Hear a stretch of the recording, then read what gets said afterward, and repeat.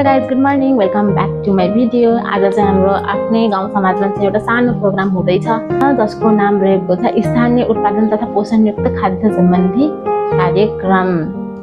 यसमा मेन पार्टिसिपेन्ट्सहरू चाहिँ हाम्रो आफ्नै गाउँ समाजका महिलाहरू र महिला समूहहरूका लगभग 40जना पार्टिसिपेन्ट्सहरू र हाम्रो आफ्नै गाउँ समाजका महिलाहरू। अनि यो कन्डक्ट गर्न चाहिँ हाम्रो सर म्याम मिसहरू पनि आउँदै हुनुहुन्छ। अनि यसलाई सफल पार्नलाई र यसको मेन उद्देश्य, यो प्रोग्रामको मेन उद्देश्य चाहिँ के रहेको छ कि हाम्रो स्थानीय स्तरमै जुन हुने खानेकुरा, पोसिलो खानेकुरा, जुन यो इन्डिजिनियस फुड भनौँ न, रैथाने पकवानहरू रैथाने हुन्छ, तिनीहरूलाई चाहिँ प्रमोट गर्ने चाहिँ यसको मेन उद्देश्य रहेको छ। र साथै चाहिँ हाम्रो बालबालिकाहरूको पोषणयुक्त खानेकुरामा के कस्तो योगदान दिन सकिन्छ, पोषणयुक्त खानेकुरा कसरी खुवाउन सकिन्छ, त्यो सबै बारे चाहिँ यही प्रोग्राममा चाहिँ पुरा छलफल हुनेवाला छ। र सायद मेबी मोर देन 40 परिकारभन्दा धेरै खानेकुरा आज खान पाइन्छ होला। I am happy guys. Okay guys, अब चाहिँ हामी किचनतर्फ लाग्छौँ ल। यता हजुर देख्न सक्नुहुन्छ हाम्रो सबै सहभागीहरू, सबै पार्टिसिपेन्ट्सहरू चाहिँ मिलेर एकअर्कालाई हेल्प गरी चाहिँ मिलेर खानेकुरा बनाउँदै हुनुहुन्छ।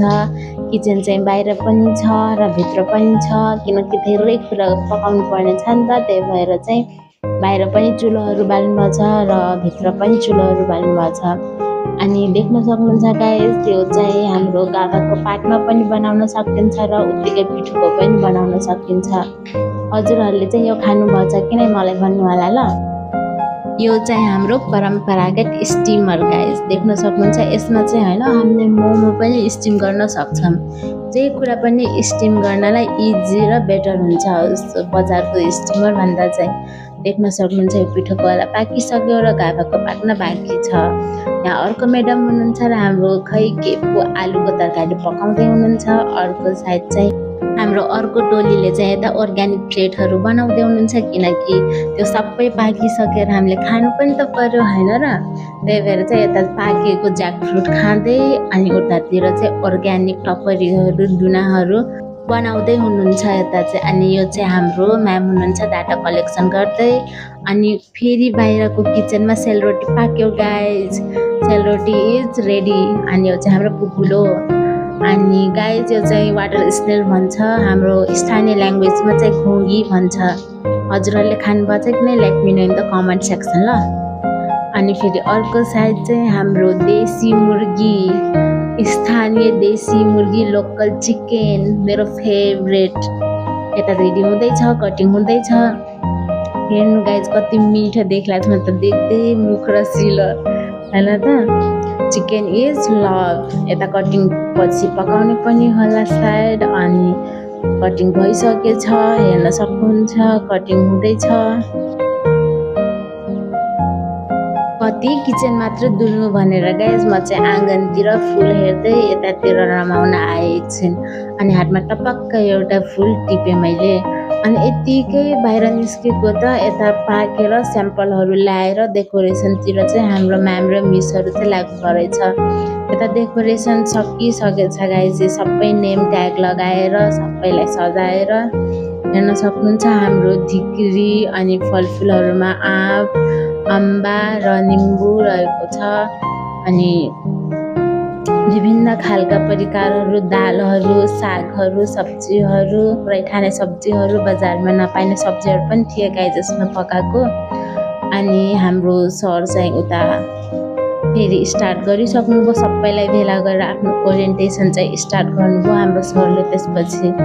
अनि म चाहिँ सोचिरहेको थिएँ कि कति बेला हामीलाई चाहिँ खाना बोलाउनुहुन्छ भित्र भनेर। अनि नभन्दै हाम्रो सर चाहिँ ओरिएन्टेसनको लास्टतिर आइसक्नु भएको थियो। अनि हाम्रो प्रोग्राम चाहिँ सायद त्यसपछि सरको ओरिएन्टेसन पछि सकिन्छ होला। अनि मेबी खाना बोलाउनुहुन्छ कि सोचिरहेको थिएँ म। नभन्दै पनि उता भित्रबाट मिस खाना आउनु भनेर बोलाउनु भयो। अनि देख्न सक्नुहुन्छ सरहरू र म्यामहरू चाहिँ बसिसक्नु भयो रहेछ यहाँ खानालाई। अनि गाइज यो चाहिँ मेरो अगाडिको मेरो आफ्नो भाग हो। म्यामहरूले चाहिँ सर्भ गर्दै हुनुहुन्थ्यो, दुनामा टपरामा ल्याएर सबैलाई एक एक गरी सर्भ गर्दै हुनुहुन्थ्यो। देख्न सक्नुहुन्छ सबैजना एक लाइनले बसेर मस्तले खाइरहेको थिए। कति क्युट क्युट खानेकुरा बनाइदिएको थिएँ।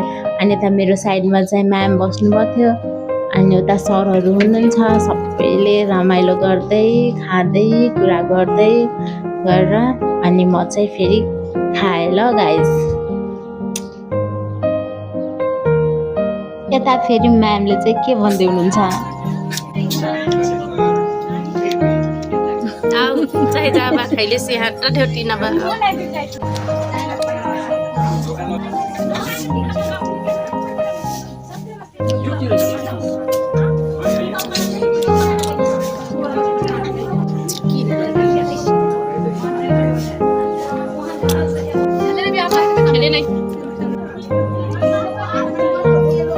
ओके गाइज, मेरो फोनमा चाहिँ चार्ज सकिए रहेछ कि, त्यही भएर चाहिँ मैले भिडियो बनाउन सकिनँ।